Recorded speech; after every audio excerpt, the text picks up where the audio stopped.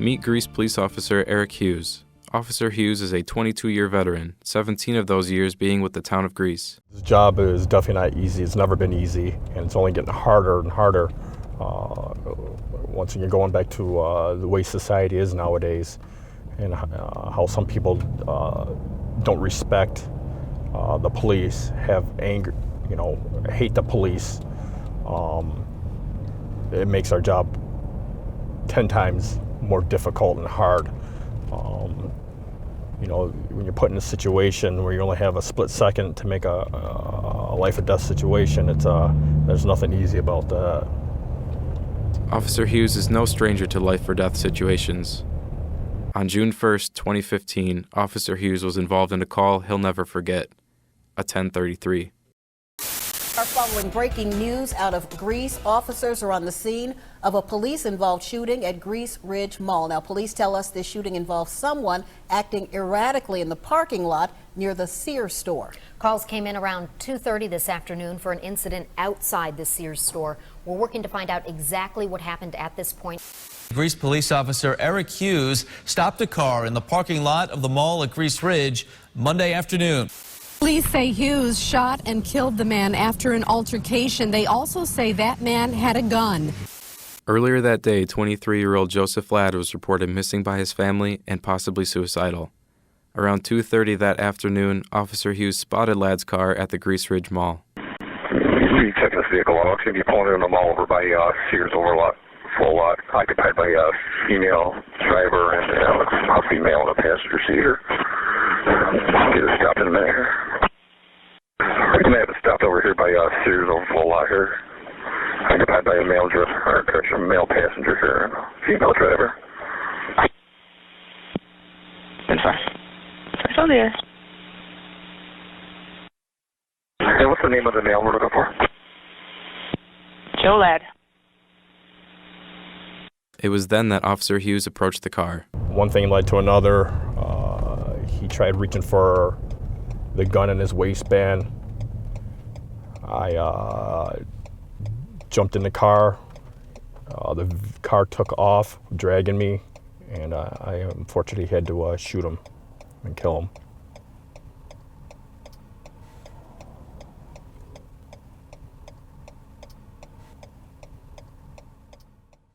Mr. Rolf, one male has a gun up in his pocket here.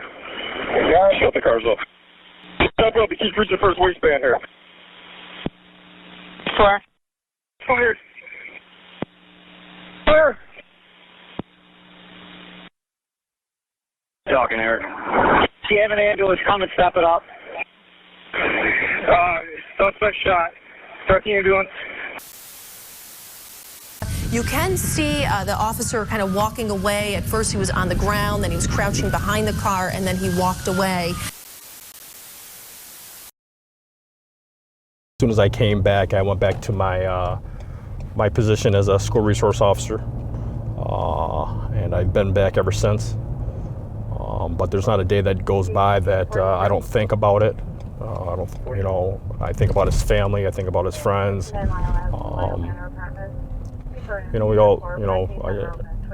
It is something that'll always be with me, and it's changed my life, the way I look at things nowadays. Like any other instance of police shootings across the country, Officer Hughes' decision-making was criticized and questioned by some within the community. There were, obviously, you're going to have upset people, guessing my decision. A lot of it were his friends and families. And I guess I get that. That's what police officers do all day long. They're forced to make decisions, and they affect other people. And sometimes they're life and death decisions. And we're thrown into situations that have already escalated, and we're compelled to act in some way. And you start making decisions and trying to do the best you can to de-escalate situations. But it's very challenging. It's extremely challenging. There's very few jobs where that are like that. Like I said, you only have a split second to make that decision if you're going to go home that night to your family, your loved ones, and stuff like that. There was an old saying in my academy, I'd rather be tried by 12 than carried by 6. Obviously, meaning that I'd rather be tried by 12 jurors than carried by 6 pallbearers. So I think in a lot of law enforcement and police officers' minds that they're going to go home, regardless of what it takes. Few jobs and professions deal with life or death decisions, let alone as much as being a police officer does. Over time, those kinds of situations, even for law enforcement officers, can start to take a traumatic toll. The job's dangerous, of course. Yeah, it's a dangerous job.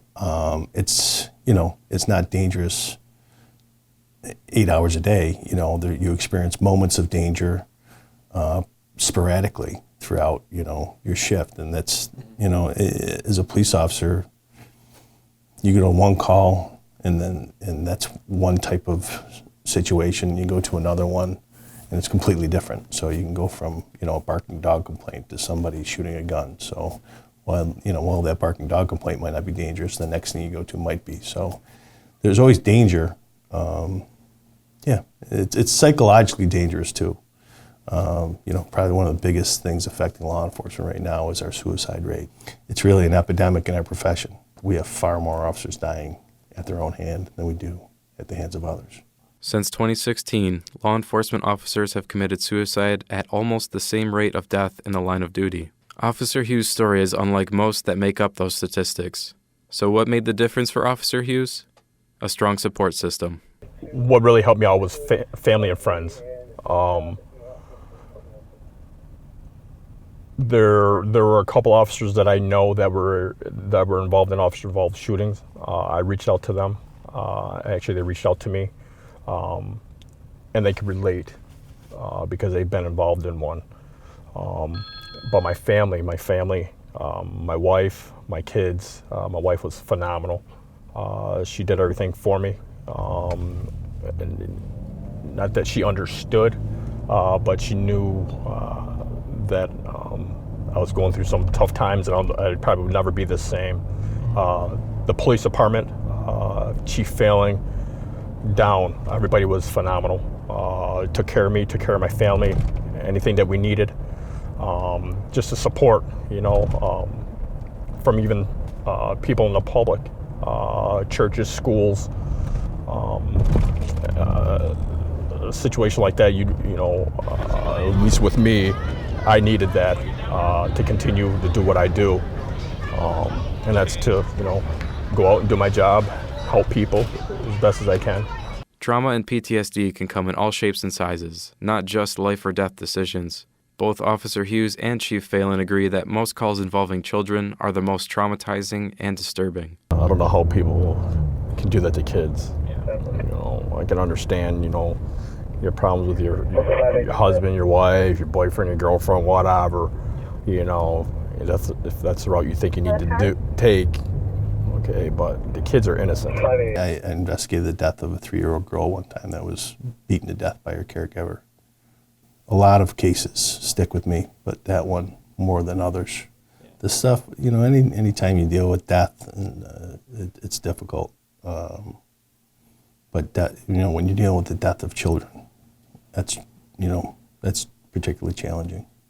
For law enforcement officers, Chief Phelan says there is an unspoken stigma associated with getting counseling. It's human nature to reach out to others for help. So when officers keep those experiences packed in, that's when mental health starts to become a concern. When you see things that are really a real-life horror show, anything that you could see in the goriest movie, we've seen something 10 times worse in real life with real people. And you don't just walk away from that. It's in your head, and you got to deal with it. You got to deal with it properly, or it's going to manifest itself badly. Chief Phelan and the Greece Police Department are at the head of a push to destigmatize counseling and bring awareness to those in police departments across Monroe County. And we're trying to do something countywide to promote a mental health wellness program and make psychiatric care and counseling services available to police officers in a confidential manner, and encourage people to take advantage of it. So it's in its infancy stages, but we're working on it. This initiative isn't the only outlet for officers struggling with trauma. Blue Help is an organization that keeps track, honors, and educates others on police suicides in hopes of prevention. We do and see things that normal people just shouldn't see and do, but yet we expect our officers to just walk away with it normal. We can't leave the families behind. You know, they're victims too. They've given a lot as our men and women go out there in the lines and see things that their eyes will never forget and deal with things that their mind can barely wrap around. And God forbid they were to kill themselves. That family's reeling because that family also gave. If you are a law enforcement officer and want to confidentially seek help, you have options.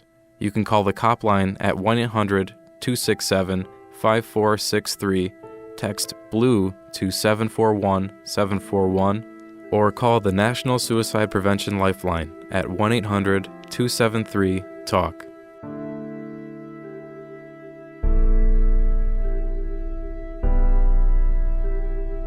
Watch your 12.